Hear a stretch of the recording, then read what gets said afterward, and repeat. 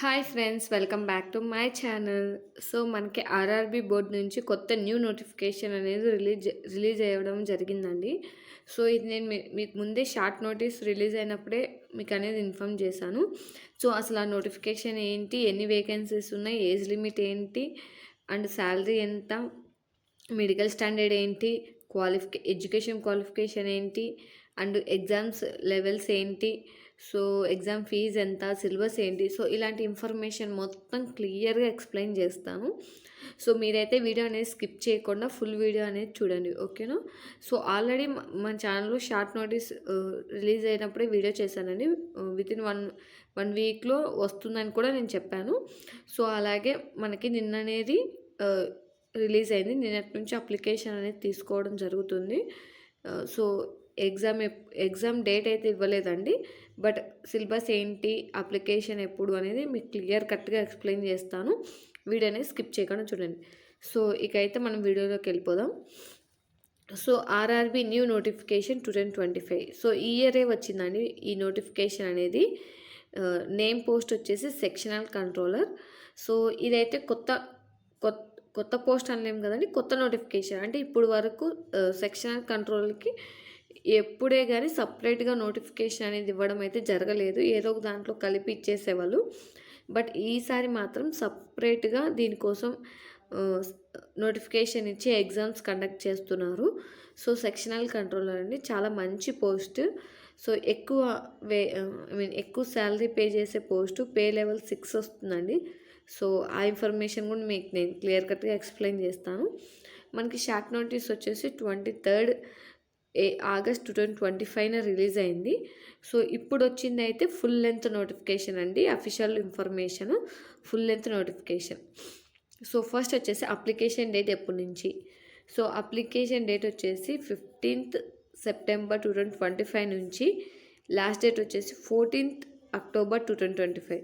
Nearly మనకి 1 month అనేది ఉందండి. సో ఎవరే కానీ కంగారు పడకండి, 1 మంత్ ఉంది. కొంచెం క్లియర్ కట్గా ఇన్ఫర్మేషన్ తెలుసుకున్న తర్వాత అప్లై చేయడానికి ట్రై చేయండి.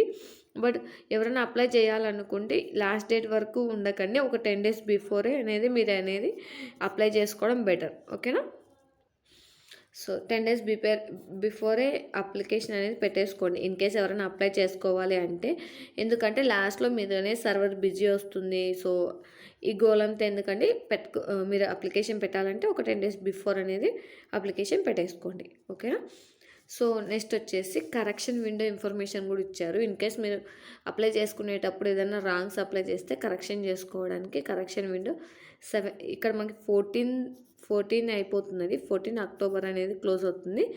17 అక్టోబర్ అనేది మీకు కరెక్షన్ విండో 26 వరకు, అంటే ఒక 9 days, అంటే 10 days కరెక్షన్ విండో అనేది ఓపెన్లో ఉంటుంది, కరెక్షన్ చేసుకోవచ్చు, ఓకే. నెక్స్ట్ వచ్చేసి శాలరీ అండి. మెయిన్గా నేను చెప్పాను కదా, హై పేయింగ్ శాలరీ అండి. పే లెవెల్ 6 ఉంటుందండి. సెక్షనల్ కంట్రోలర్కి pay level 6, okay, 6. So highest pay level అండి ఇది. మనకి రైల్వేలోనే హైయెస్ట్ పే లెవెల్ 6. ఇంకా పే లెవెల్ 7 కూడా లేదు, 6, only 6. So pay level 6 start అవుతుంది. సో ఇది వచ్చేసి 35,400 అనేది మీ బేసిక్ పే అండి, initial pay, basic pay.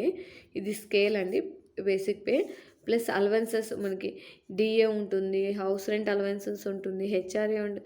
So ఇలాంటివన్నీ ఉంటాయి కదా, అవన్నీ కలుపుకొని నియర్లీ ఒక 70,000 అయితే మీరు స్టార్టింగ్లోనే డ్రా చేసుకోవచ్చు. మంత్లీ శాలరీ అనేది 70,000 ఉండొచ్చండి అప్రాక్సిమేట్లీ, అటు కానీ ఇటు కానీ. బట్ ఆ లెవెల్లో ఉంటుంది అలవెన్సెస్ మొత్తం కలుపుకుంటే. ఎందుకంటే బేసిక్ పేని 35,400 కదా, ప్లస్ అలవెన్సెస్ డిఏ ఉంటుంది, హెచ్ఆర్ఏ ఉంటుంది, అండ్ ట్రావెల్ అలవెన్స్ ఉంటుంది. సో ఇలాంటివన్నీ ఉంటాయి.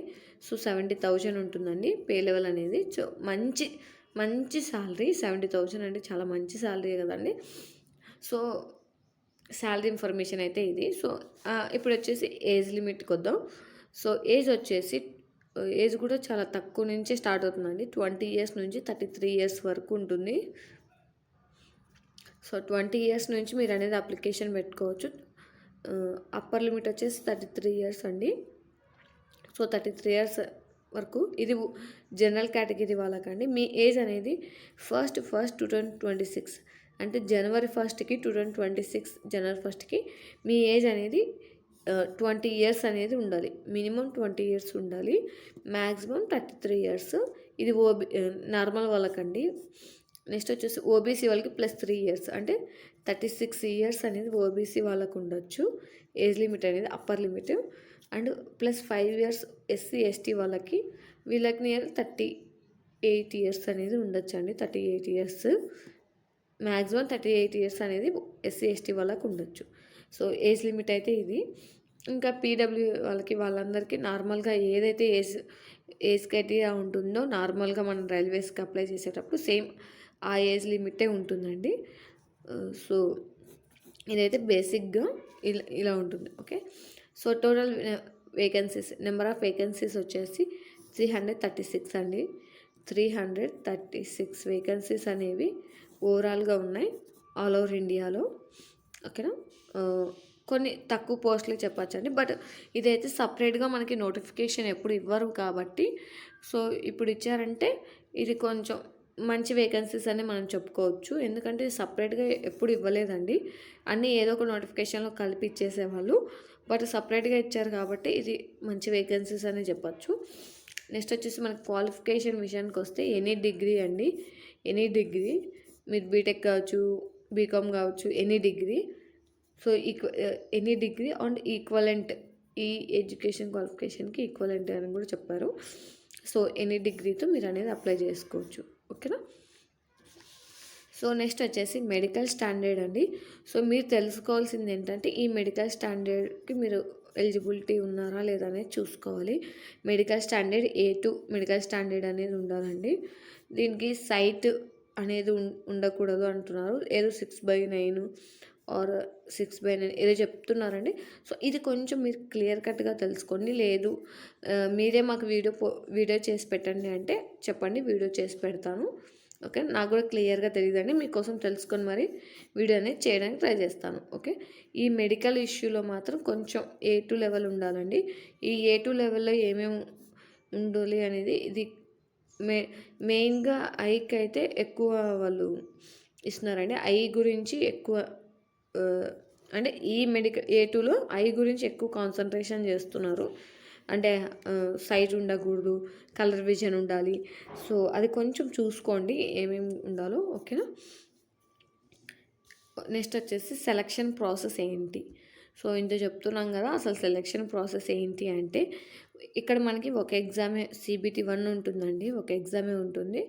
బట్ CBAT, ఓకే, ALPలో వాళ్ళకు ఉంటుంది కదా CBAT అని, అది ఉంటుంది. CBAT ఉంటుంది. సో తర్వాత వచ్చేసి డాక్యుమెంట్ వెరిఫికేషన్ ఉంటుంది. ఆ తర్వాత మెడికల్ ఎగ్జామినేషన్ ఉంటుంది. మెడికల్ ఎగ్జామినేషన్ A2 ఉండాలి. ఓకేనా, A2 మెడికల్ ఎగ్జామినేషన్కి A2 ఉండాలి. ఇక్కడైతే 4 ఉన్నాయండి చూడండి. CBT 1 ఉంటుంది, CBAT ఉంటుంది, ఇది CBAT ఉంటుంది, డాక్యుమెంట్ వెరిఫికేషన్ ఉంటుంది, మెడికల్ ఎగ్జామినేషన్ ఉంటుంది. సో దీంట్లో కూడా మీకు జాబ్ క్రైటీరియా చూసేటప్పుడు 70% ఏమో ఎగ్జామ్ నుంచి చూస్తారు, అంటే CBT 1 నుంచి చూస్తారు. అండ్ CBAT నుంచి 30% అనేది చూస్తారు. ఓకేనా, సో ఇవి చూసుకోండి. ఇది వెయిటేజ్ 100% వెయిటేజ్. దీని నుంచేమో 30%, ఎగ్జామ్ నుంచేమో 70%. ఓకేనా, ఇదైతే సెలక్షన్ ప్రాసెస్ అండి. తర్వాత డాక్యుమెంట్ వెరిఫికేషన్ చేసి మెడికల్ ఎగ్జామినేషన్ చేసేది మీకు అనేది జాబ్ అనేది ఇవ్వడం జరుగుతుంది. ఓకేనా, నెక్స్ట్ ఓకే మాకు అన్నీ ఓకే, మేము ఎగ్జామ్కి అప్లై చేసుకోవాలి, అసలు ఎగ్జామ్ ఫీజు ఎంత అంటే, సో ఎగ్జామ్ ఫీజు వచ్చేసి 500 అండి. ఇదేమో నార్మల్ జనరల్ కేటగిరీ వాళ్ళకి 500 ఉంటుంది. దీంట్లో కూడా 400 అనేది రిఫండబుల్. ఈ బ్యాంక్ ఛార్జెస్ అవి కట్ చేసుకొని మీకు అనేది బ్యాలెన్స్ అనేది మీకు రిఫండ్ చేసేస్తారండి ఆల్ క్యాండిడేట్స్కి. Okay, female ex service man, PWDB and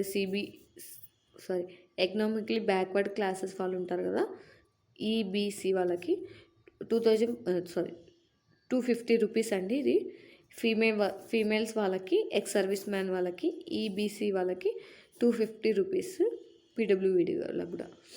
so 250. ఈ 250 అనేది కూడా రిఫండబుల్ అండి, మనకి రిఫండ్ చేసేస్తారు ఆఫ్టర్ సిబిటి ఎగ్జామ్ అయిపోయిన తర్వాత. సో మనం ఎన్టీపీసీలో ఇది కూడా సిబిటి ఎగ్జామ్ అయిపోయినాకే అండి. సో మనం ఎన్టీపీసీ గ్రాడ్యుయేట్ లెవెల్లో ఎగ్జామ్ రాసిన తర్వాత మనకి రిఫండ్ అవుతుంది కదండి అమౌంట్ అనేది. సో సేమ్ అలాగే రిఫండబుల్ అమౌంట్ ఇక్కడేమో 400 ఇస్తారు, ఇక్కడేమో 250 ఇచ్చేస్తారు. ఓకేనా?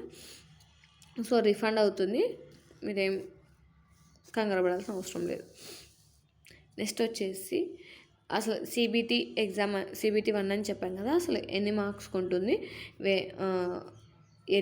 ఎంతసేపు ఉంటుంది, నెగిటివ్ మార్కింగ్ ఉందా లేదో చూద్దాం. సిబిటి 1 ఎగ్జామ్కి 120 minutes ఉంటుందండి. ఓకే, అంటే 120 minutes అంటే మనకి 2 hours.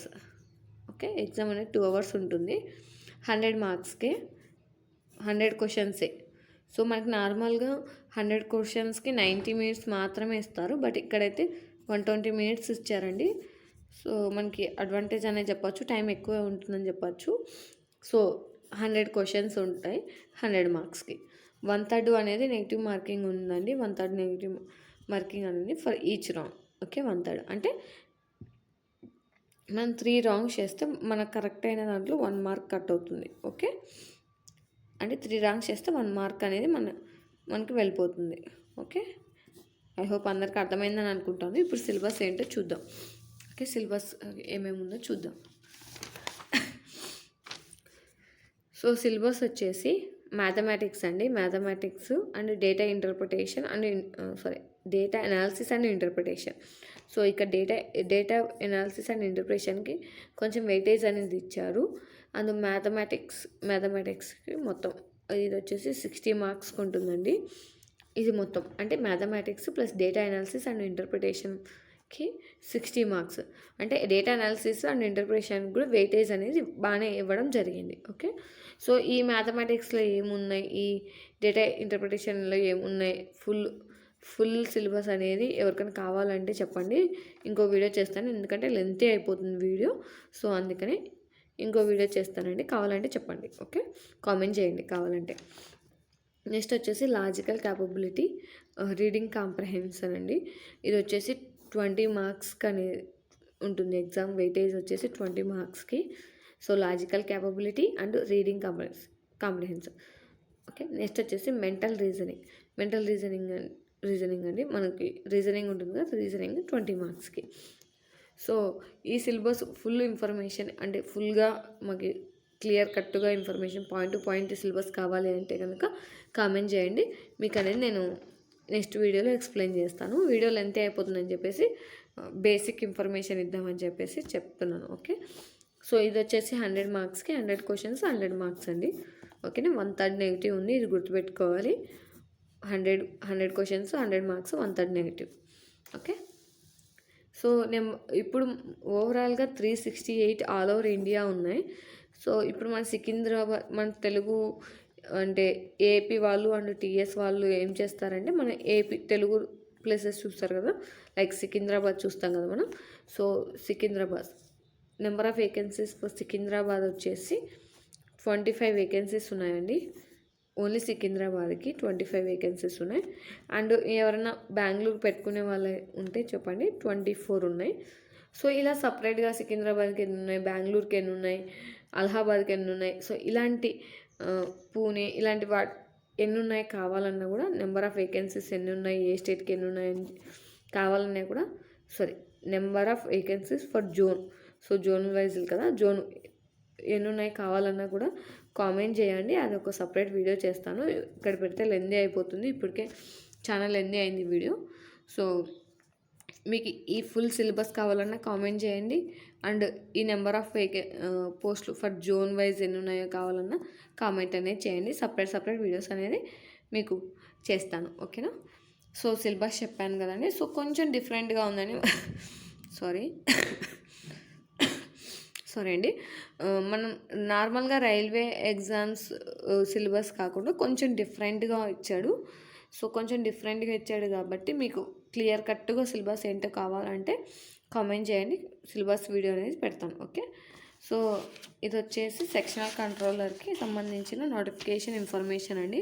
సో మెయిన్ పాయింట్స్ అని మీకు కవర్ చేసేసాను. సో ఇంకా మీకేమన్నా డౌట్స్ ఉన్నా, ఇంకా మీకేమన్నా వీడియో చెప్పాలన్నా, ఇన్ఫర్మేషన్ కావాలన్నా కూడా కామెంట్ అనేది చేయండి. మీ కామెంట్స్కి నేను రిప్లై ఇవ్వడం, చిన్న కామెంట్ అయితే చిన్నగా ఆన్సర్ చెప్పగలిగింది అయితే మీ కామెంట్లోనే ఆన్సర్ అనేది చేసేస్తాను. లేదు ఎక్స్ప్లెయిన్ చేయాల్సి వస్తుంది అనుకుంటే మీకోసం ఇంకొక వీడియో చేసి అందులో మీకు ఎక్స్ప్లెయిన్ చేస్తానండి. ఓకేనా? మీకు ఏమైనా డౌట్స్ ఉన్నా కామెంట్ చేయండి. అలాగే అప్లికేషన్ ప్రాసెస్ అనేది స్టార్ట్ అయిపోయిందండి. స్టడీనే స్టార్ట్ అయింది. సో ఇంకా టైం ఉంది. ఇంకా ఫుల్ కట్గా ఇన్ఫర్మేషన్ తెలుసుకొని సిలబస్ అదంతా చూసుకొని మీ జోన్కి ఎన్ని వేకెన్సీస్ ఉన్నాయి చూసుకొని అప్లై చేసుకోండి. ఓకేనా? సో నేను ఏజ్ లిమిట్ చెప్పేశాను, అండ్ ఇంపార్టెంట్ డేస్ చెప్పాను, పే స్కేల్ చెప్పాను, అండ్ సెలక్షన్ ప్రాసెస్ చెప్పాను, నెంబర్ ఆఫ్ వేకెన్సీస్ చెప్పేసి క్వాలిఫికేషన్ చెప్పేశాను. సో ఆల్మోస్ట్ అలా అంతా ఇన్ఫర్మేషన్ మీకు అనేది ప్రొవైడ్ చేశానండి. ఇంకా ఏమైనా డౌట్స్ ఉంటే కామెంట్ చేయండి. ఓకేనా? సో ఈ వీడియో మీకు నచ్చినట్లయితే లైక్ చేయండి, మీ ఫ్రెండ్స్తో షేర్ చేయండి.